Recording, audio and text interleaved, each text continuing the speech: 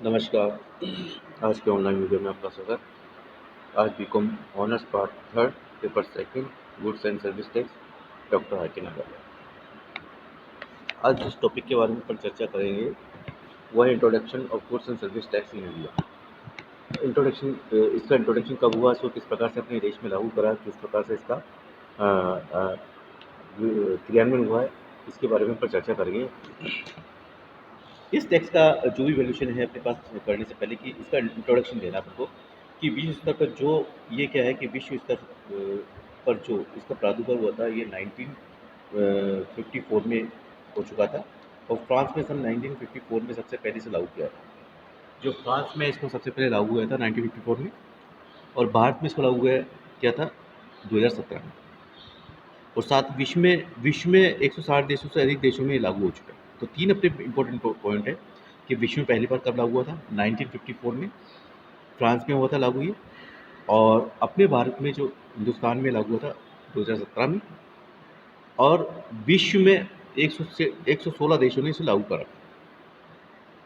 Then इस भारत में कर जीएसटी की पृष्ठभूमि क्या है, क्या इसकी रूपरेखा है, इसके बारे में हम चर्चा करेंगे कि इसको भारत में इस कर को अपनाने के बारे में पहली बार 2004 में विचार किया गया था, जबकि इसको अपनाने के लिए एक रूपरेखा प्रस्तुत की गई थी, लेकिन किसी कारणवश इसको लागू नहीं किया गया और राष्ट्रीय स्तर पर एकीकृत माल व सेवा कर को लागू करने के लिए जोरदार सिफारिश की। इसके बाद 2008-9 में 7 और 8 में वर्ष का केंद्रीय बजट प्रस्तुत करने के समय तत्कालीन वित्त मंत्री पी चिदम्बरम ने पहली बार ये घोषणा की कि माल एवं सेवा कर को 1 अप्रैल 2010 से लागू किया जाएगा, परंतु 1 अप्रैल 2010 से ये कर लागू नहीं किया जा सका। इसके लागू करने की तिथियां होती रही, आगे बढ़ती रही और कई वर्षों तक इसे लागू करने में के संबंधी निराशा ही हाथ लगी। यानी प्रोसेस अपने पास चल रहा है 2004 से पहली बार प्रोसेस में आई, इसको इस पर रूपरेखा बनी थी, लेकिन 4 के बाद 7 और 8 में फिर पी चिदम्बरम उस टाइम में थे वित्त मंत्री, इन्होंने घोषणा की थी कि 1 अप्रैल 2010 को घोषणा की थी, लेकिन उस टाइम पे भी लागू नहीं हो सका। 1 अप्रैल 2010 के बाद इसको लागू करने का काफ़ी कार्यवाही चली, लेकिन फिर इसको क्रियान्वयन नहीं किया गया। इस कर के लागू के नहीं हो सका। इस कर के लागू किए जाने की संभावनाओं में वर्ष 2014 में जोर पकड़ा, जब राष्ट्रीय प्रजातांत्रिक गठबंधन एनडीए की सरकार ने संविधान 122 में संशोधन बिल के संबंध में 2014 माल और सेवा कर के संबंध में 19 दिसंबर 2014 को राष्ट्र लोकसभा में प्रस्तुत किया। लोकसभा इस बिल को 6 मई 2015 तथा राज्यसभा में 3 अगस्त 2016 को पारित किया गया। 50% से अधिक राज्य सरकारों द्वारा बिल का समर्थन करने के बाद संविधान जो अपने पास उसकी सेक्शन है 122वां संशोधन बिल मैंने 2014 को 8 अगस्त सितंबर में इसको प्रस्तुत किया गया। तो इसका जो बिल का जो रूपरेखा थी अपने पास प्रस्तुत करने वाली, जो एनडीए के टाइम में थी और इसको प्रस्तुत किया। देन इसके बाद ये बिल का जो मार्गदर्शन है, जो अधिवेशन है, इसका 116वां अधिवेशन 2016 में हुआ था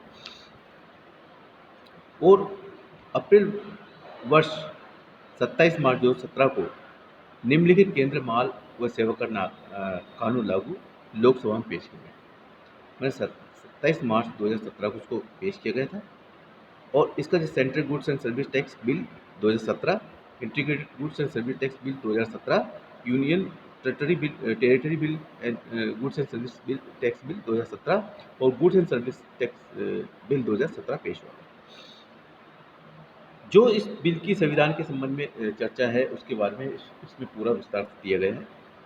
लोकसभा में उक्त बिल को 29 मई 2017 को पारित किया कर दिया गया है और 12 अप्रैल 2017 को राष्ट्रपति की स्वीकृति मिली, माने राष्ट्रपति की स्वीकृति 2017 को मिल चुकी है।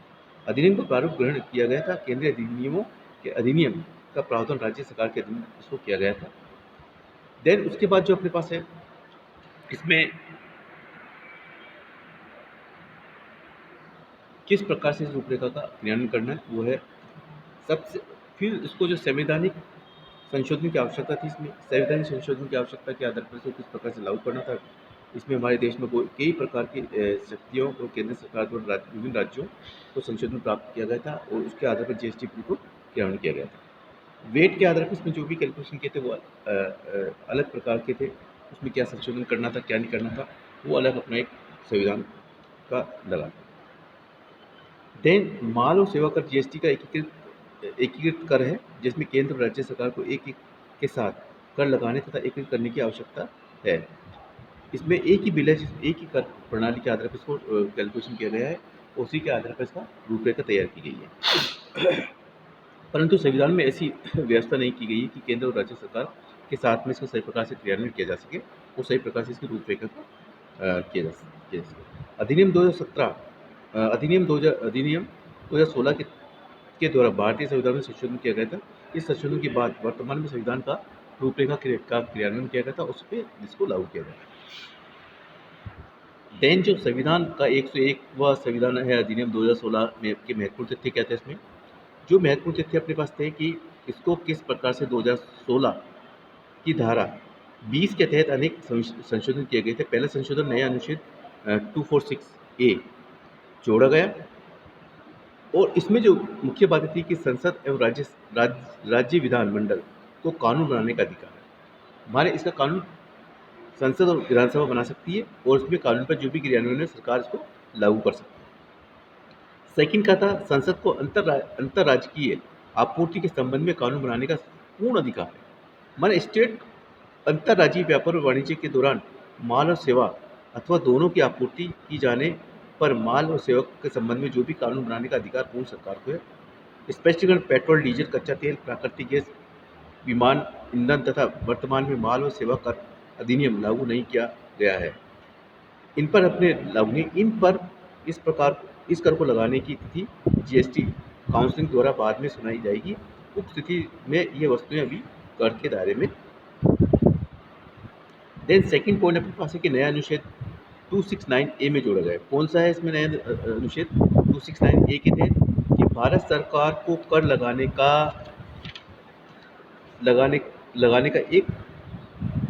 व एकत्रित करने का अधिकार, माने वो गवर्नमेंट टैक्स भी लगाएगी और उसको एकत्रित भी करेगी। ये पूरा इसमें भारत सरकार को अधिकार है कि इसमें जो स्पष्टीकरण है कि इस वाक्य के उद्देश्य के लिए भारतीय क्षेत्र में माल और सेवा या दोनों में आयात व अंतर्राष्ट्रीय व्यापार व वाणिज्य के दौरान माल या सेवा ये दोनों ही आपूर्ति माल का किया जा सकता है। देन जो इसका जो भी अपने पास वैल्यूएशन किया गया है वो इसी आधार पर किया गया। इसके बाद है राजकीय आपूर्ति के संबंध में संसद का सिद्धांत बनाने का अधिकार। जो power of the parliament of the है प्रिंसिपल्स, वो अदर इंटर स्टेट्स सप्लायर्स को भी इसमें अधिकार है। किसी राशि को भारत के एकीकृत कोष का हिस्सा नहीं माना जाएगा। माने जो भी है इसका किसी राशि को भारत के एकीकृत कोष का हिस्सा नहीं माना जाएगा। Amount should be not considered at par part of the uniform found of India. यदि कोई राशि एकीकृत माल व सेवा कर के रूप में ग्रहण की जाती है तथा उसका उपयोग राज्य माल सेवा कर के भुगतान के लिए किया जाता है अथवा राज्य माल सेवा कर के रूप में संग्रहित किया जाता है, संग्रहण राशि का उपयोग एकीकृत माल व सेवा के भुगतान के संबंध में किया जाता है, तो ऐसी राशि को भारत के एकीकृत कोष का हिस्सा नहीं माना जाएगा। ठीक है, ये ध्यान देना। अनुच्छेद अपने पास जो इसके पास आया कि 366 के संशोधन में अमेंडमेंट ऑफ आर्टिकल 366 वाक्य जो नया जोड़ा गया है। इस वाक्य के अनुसार माल व सेवा कर से आश्रित मानवीय उद्योग के लिए अल्कोहल युक्त शराब की आपूर्ति पर कर को छोड़कर किसी भी माल या सेवा कर की आपूर्ति को इसमें लाया है। वाक्य अपने पास जोड़ा गया नया, इस वाक्य के अनुसार आश्रय छोड़कर किया गया है। और जो अपने पास अनुच्छेद 269 नया जोड़ा गया है, इसमें इस संशोधन द्वारा अधिनियम में एक नया अध्याय नया ऐड जो किया है, जो उसमें है जीएसटीसी काउंसिल के अकॉर्डिंग। तो ये जो सारे अपने पास वो दे रखे नियम के जीएसटी लागू करने का प्रोसेस कब से हुआ, विदेशों में कब से हुआ, अपने देश में कब हुआ, उनमें अनुच्छेद कौन से अधिकार है, कौन से सिद्धांत है, कौन सा ये है संविधान के तहत जो अपने इसमें। आज के इस टॉपिक में इतना ही। थैंक यू, धन्यवाद।